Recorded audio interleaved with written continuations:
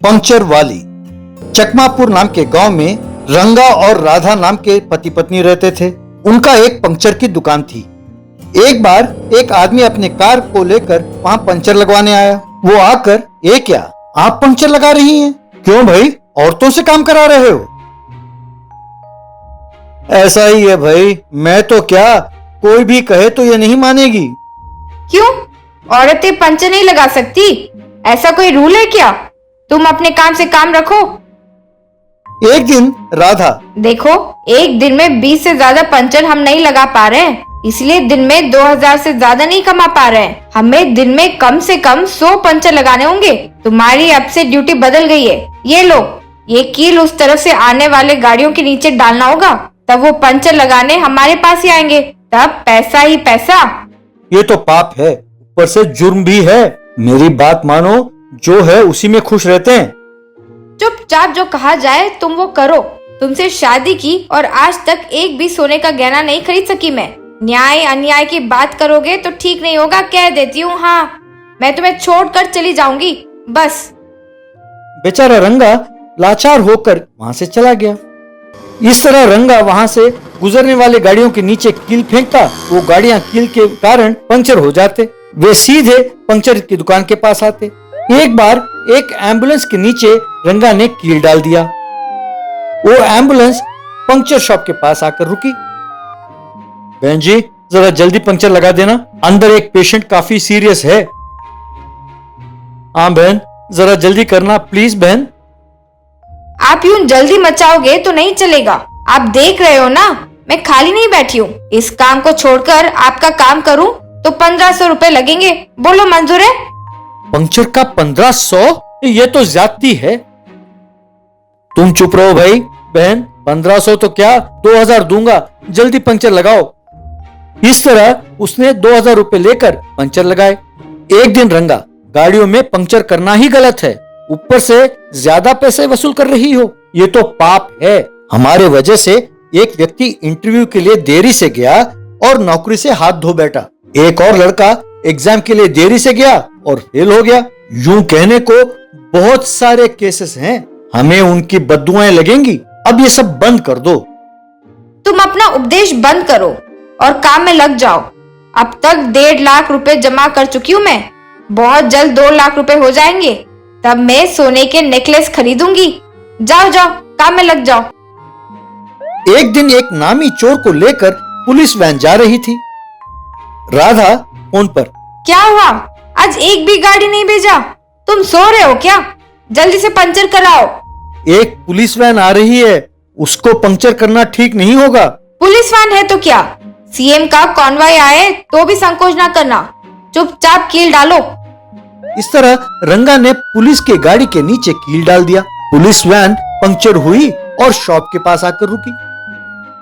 जरा जल्दी पंक्चर लगाना, हमें कोर्ट जाने के लिए देरी हो रही है। जल्दी नहीं होगा, 1000 रुपए लगेगा।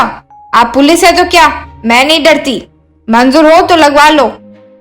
इतने में चोर वैन से उतरकर भाग गया। अरे, तुम्हें देखकर लगता है कि तुम कोई चंबल की रानी हो। हमारी मजबूरी है, ठीक है, लगाओ पंक्चर। उसने पंक्चर लगाया तो उसने पैसे दिए। बाद में देखा तो चोर गायब था, तो वे सब चिंता में पड़ गए। उस रात को राधा, देखा, ईमानदारी नेकी सब देखते रहे तो क्या ये 2 लाख रुपए हम कमा पाते? इन पैसों से मैं अब सोने के हार खरीदूंगी। तभी चोर प्रकट हुआ और, बहन, तुम्हारे बदौलत ही मैं पुलिस के हाथों से बच गया, उसके लिए शुक्रिया। लेकिन मुझे मेरा धंधा करना चाहिए ना, तो चुपचाप वो 2 लाख रुपए मुझे दे दो, वरना तुम दोनों को जान से मार डालूंगा। डर कर उसने उसे पैसे दे दिए। बाद में चोर, पैसे चाहे कोई भी कमाए, जिसके किस्मत में लिखा होगा उसे ही मिलेगा, बाय बाय कहकर चला गया। बस राधा कश खाकर गिर गई। Mini auto. जबलपुर नाम के गांव में जीरो नाम का एक व्यक्ति रहता था। वो ठिगना था। वो उस गांव में ऑटो चलाता रहता था। उसके पैर क्लच और ब्रेक तक नहीं पहुंचते थे, तो वो एक डंडे के सहारे ही ब्रेक और क्लच बदलता था। पर उसके अनुभव के कारण ऑटो को ध्यान से ही चलाता था। जीरो ने पैसे तो अच्छे कमाए, पर उसकी शादी नहीं हो रही थी। ये चिंता उसे खाए जा रही थी। जब भी जीरो फिल्म देखने जाता तो एक फट्टा लेकर जाता था। सीट के हैंडल पर उस फट्टे को रखकर उस पर बैठकर फिल्म देखता था। उसके पीछे बैठे व्यक्ति कोई भी हो, वो अरे भाई कौन हो तुम, बैठे हुए 6 फुट के लगते हो, यहाँ स्क्रीन नहीं दिख रहा है, ये सुनकर जीरो बहुत खुश होता था। एक दिन जीरो और उसके पिताजी चमन मंदिर गए। जीरो के हाथ मंदिर की घंटी नहीं लग रही थी। तब चमन ने उसे ऊपर उठाया। जीरो ने घंटी बजाई। मंदिर के बाहर जीरो, ये क्या है पिताजी, अपने परिवार में सब लंबे हैं ना, तो मैं क्यों ऐसा पैदा हुआ? परसों एक आदमी मुझे बच्चा समझकर आइसक्रीम खरीद कर दे रहा था। तुम ऐसा इसलिए पैदा हुए हो बेटा क्योंकि तुम सबसे ज्यादा खुशनसीब हो। कहते हैं जो ठिगने होते हैं वो बहुत तगड़े होते हैं। तुमने बहुत मेहनत से ऑटो चलाकर अपने परिवार में सबसे ज्यादा पैसे कमाया है, अपना खुद का घर भी बनाया है, और क्या चाहिए? इतना कमाने का फायदा क्या है डैडी? मुझसे शादी करने के लिए अब तक एक भी लड़की तैयार नहीं हुई है, अब तक एक भी रिश्ता नहीं आया है। लगता है कि इस जन्म में मेरी शादी नहीं होगी डैडी। चिंता ना करो बेटा, तुम्हारे लिए कोई ना कोई लड़की जरूर पैदा हुई होगी। एक दिन शादी का विचौला पन्ना लाल जीरो से ऑटो के पास आकर मिला।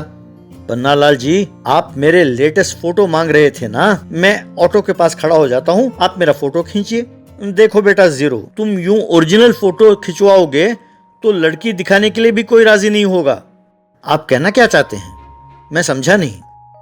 तुम ओरिजिनल ऑटो के पास खड़े होते हो तो यूं लगता है जैसे पहाड़ के पास कोई चूहा खड़ा है, इसीलिए तुम एक मिनी ऑटो मंगवा लो, उसके पास खड़े होकर फोटो खिंचवाओगे तो तुम्हारे लिए रिश्ता ढूंढना आसान हो जाएगा।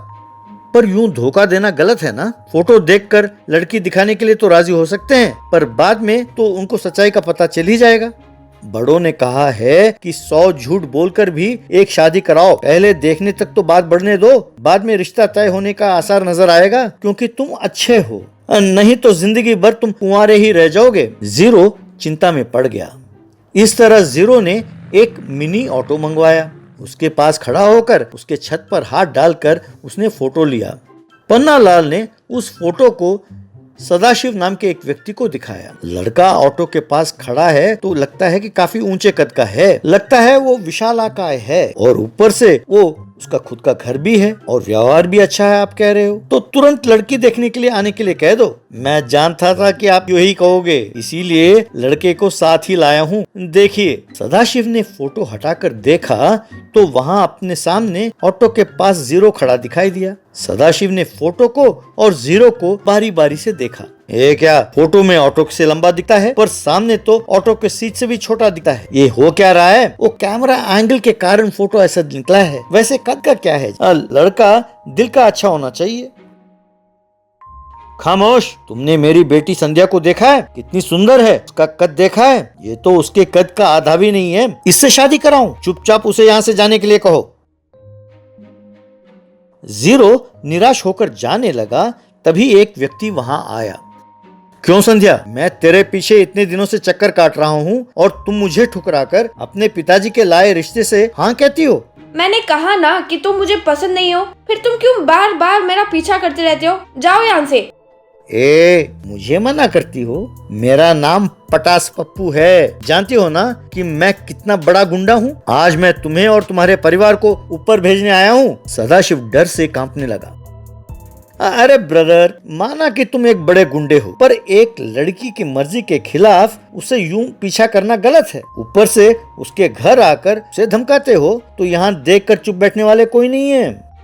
अरे ठीक ने, अब तू मुझे धमकी दे रहा है? कहकर संध्या के ओर आगे बढ़ा। तभी जीरो हवा में उछलकर उसके सामने जा खड़ा हुआ। उन दोनों के बीच खूब हाथापाई हुई।